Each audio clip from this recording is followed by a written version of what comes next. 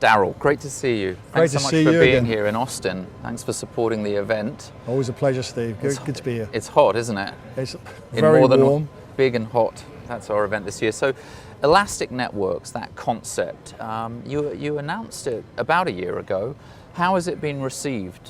Tell us how. Give us the update. Sure. Well, Elastic Networks has been a huge success for us. It took the best of what ECI is about, its history, if you like. Yeah. But it also reflects very much what's happening in the marketplace and what customers are happening and the demands that operators are having today and the industry is asking for, which is, really important. Give us the gist of it. What's the value proposition? Well, Elastic Networks for us is, we are going through a paradigm shift in terms of how networks are built. We all hear about the data, the over-the-top services. Absolutely. Operators are losing control effectively of their service propositions. Absolutely. And you can't go to these operators and say, throw all your old stuff away and build all this new stuff. So what we're saying is very simply, is Elastic Networks is, ECI is providing solutions today that meet today's needs, but fully committed to go to fully open in every way. In fact, one of the key things we've done is we're building cyber into everything we do, and we've also providing applications for SDN today. Why wait till tomorrow when you can have our Light App suite delivering services today for your customers? So you're selling them something which is hardened carrier class, all of the things which they need in order to meet SLAs and continue to deliver the QoS and the reliability and the performance.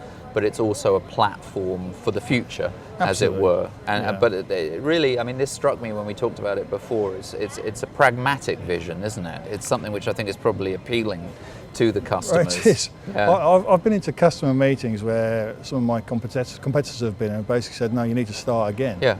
And they're quite shocked and saying, well, no, you don't need to start again. It's not a good value proposition. No, it's not a good value proposition to throw everything in the dumpster outside. That you've got this huge investment, and it's not even just about the capital investment in it. It's also about the knowledge and the skill set. Absolutely. Because people forget. Like if you walk in and you say, okay, we're going to bifurcate the software and the services from the hardware, and you can just run it on white box. People are talking about that. They're throwing it out there like it's a given, isn't it?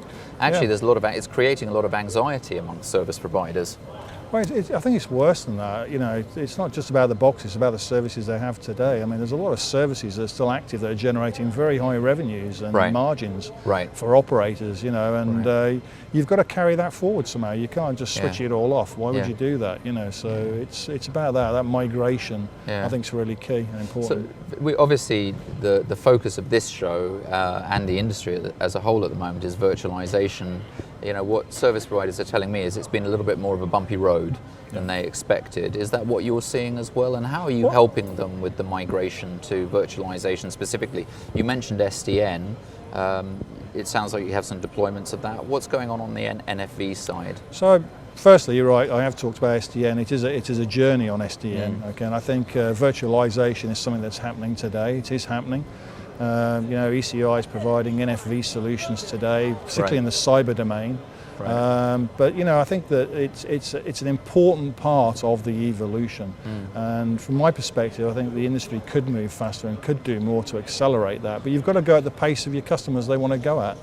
And I think that's the big constraint. Everyone wants to move as fast as they can, but you've got the problems that we just discussed earlier about how you do that move and how you move. So I think virtualization, NFV in parts of your network as a first step is key.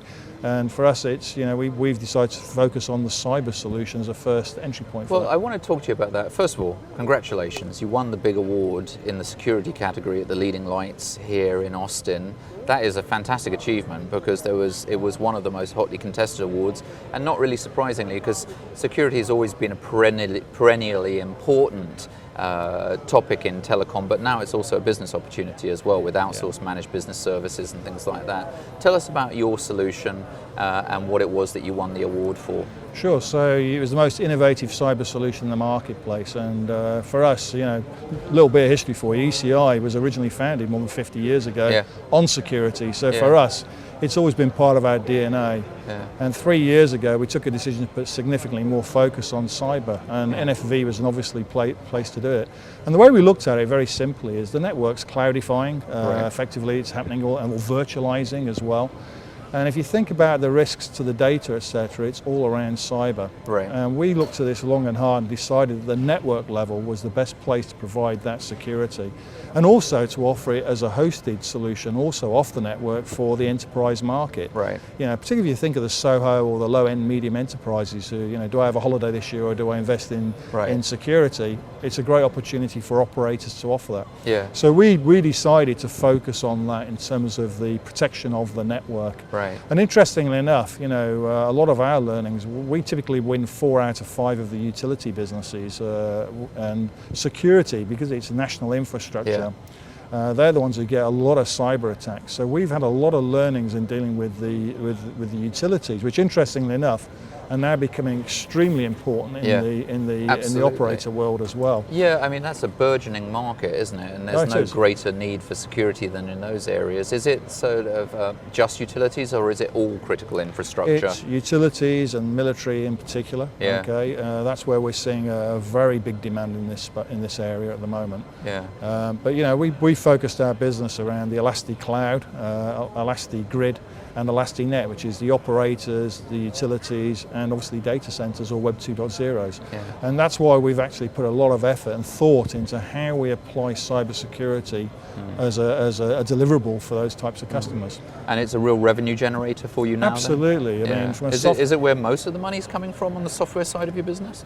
I wouldn't say most of it's coming from there, because our light app solutions are also growing very, very well in terms of SDN applications. You know, I mean, there's a lot of interest, particularly in you know, we've got a number of applications in light apps that are around the optimization of the network or scheduling of bandwidth services, you know, and or in terms of implementation in the network. And cybersecurity is another version of that, effectively, in terms of it. So it's a mixture of things, really, in terms of how the software revenues are growing.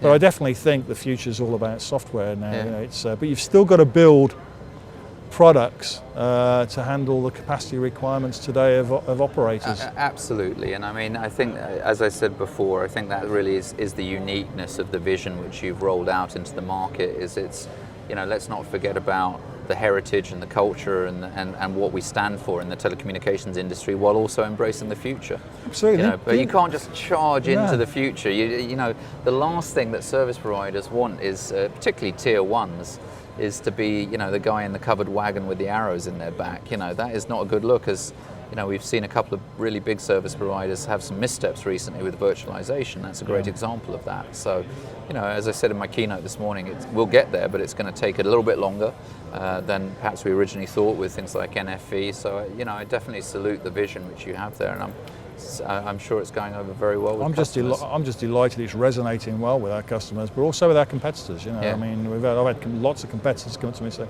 you know, where do you guys come up with this? So it's it's an interesting time. What are your plans for the company for the future? What do you hope to achieve in the next couple of years? Because this is when it's all going to be decided before the end of the decade, isn't it? As far as winners and losers. You know, I mean, we're putting a lot of focus on the SDN applications, the cybersecurity and NFV. But you can't lose sight of what your business is today and what your core business. You know, and we've got a brand new portfolio as a company across mobile backhaul and in the optical space.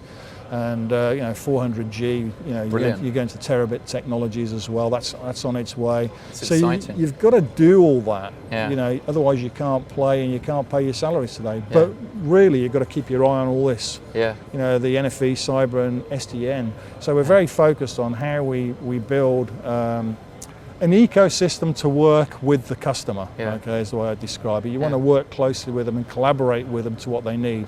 It's not just an ecosystem for ECI, it's an ecosystem to build the solution that the customers are looking for. Well, and you communicate with the customers every day and see what their appetite is for these new things, and then, you know, adopt the cadence of deploying these sort of next generational solutions accordingly. I mean, that's classic business development. I think the problem is when people let the marketing and the hype, you know, push them into an area which the customer might be uncomfortable with. So, you know, it started off, you know, Steve, with the big tier ones. You know, AT&T and Telefonica are very, very pro this and driving a lot of it.